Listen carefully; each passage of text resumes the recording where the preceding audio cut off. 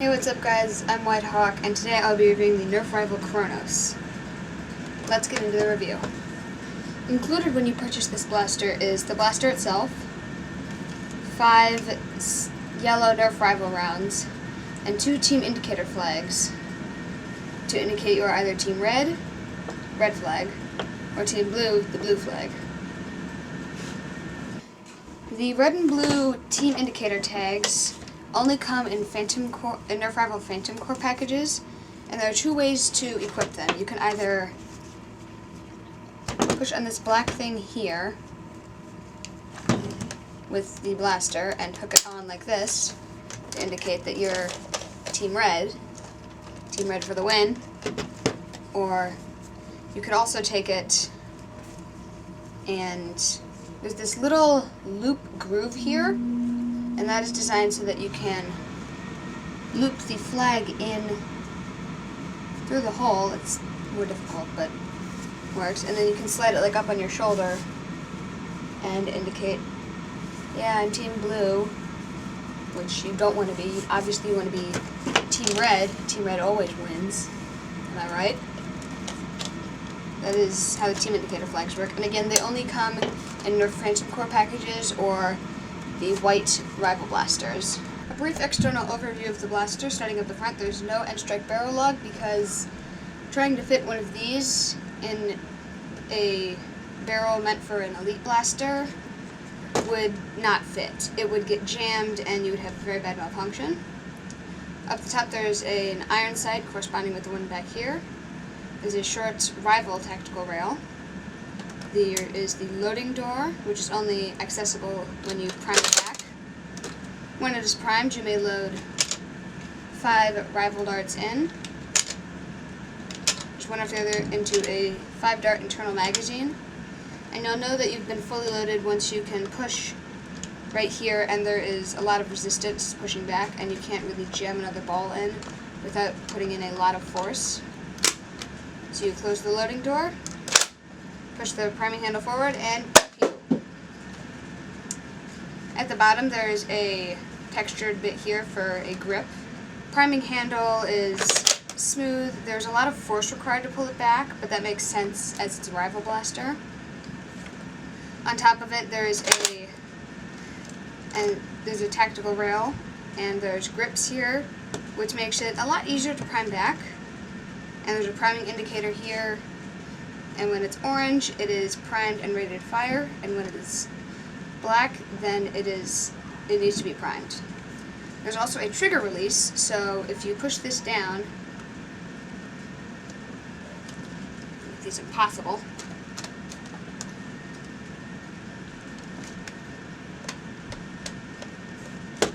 you will hear a little sound, and then you can prime it back again if you have a jam, or if you wish to shotgun fire and fire 2 darts at the same time, although that does highly diminish the velocity.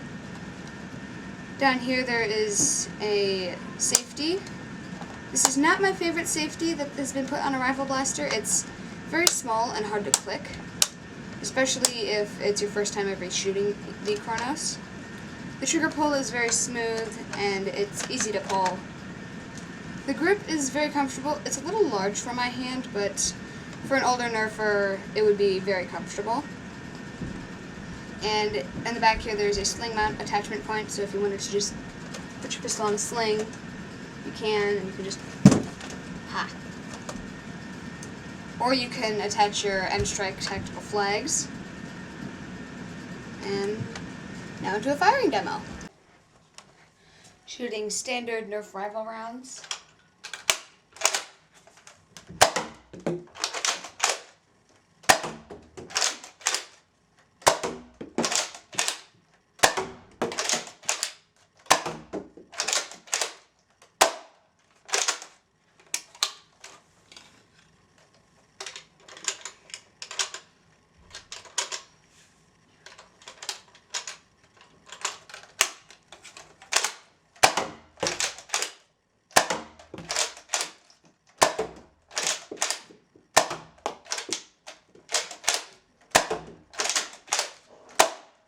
I also put the Nerf Kronos on my chronograph, and I received an average of about 85 feet per second, which is a little under the rival average of about 90 to 100 feet per second. But for a standard sidearm, that is perfectly acceptable, especially when you compare it to Nerf Elite Triads or Strong Arms, which are similar in size and are also used as sidearms. However, they have a much lower standard, but that's because they're Elite and not Rival. Rival's way better, obviously. With this blaster, I experienced no jams or malfunctions with it, and I fired it a few hundred times. It's very easy to use, and younger Nerfers, such as myself, will have a very fun time, especially just the cool factor that there's an internal magazine, which is not exactly unique, but it's different for other Nerf blasters. There's only a few Nerf blasters that I can think of off the top of my head that have internal magazines, most of which are rivals. Once again, this blaster is very easy to use. However, if you're a younger Nerfer, be careful about firing it inside because you don't want to accidentally hit something that's breakable. Oh, sorry! I'll fix that later! Sorry. Anyways, as for older Nerfers, and younger Nerfers too, this would be a great blaster for shooting outside especially. And if you've never used a Nerf rifle before, and you just want to try it and see how you like it, this would be a great blaster to use, although I would also recommend checking out the Nerf rifle Knockout. It's very similar. It's more of a... It takes more time to load compared to the Kronos, where you just pull back, push forward, and pew pew. Blaster is definitely a smaller feel. It is, I believe, the second smallest Nerf rifle blaster available. The smallest being the Nerf rifle Knockout, which I'd recommend if you don't want to go quite this big. And to everyone who's out there that's Nerfing, keep on Nerfing, and make sure to have fun, but don't break things like I just did. And to people who aren't Nerfing quite yet, or thinking about Nerfing, I would highly recommend it. It is a ton of fun, and you will enjoy it.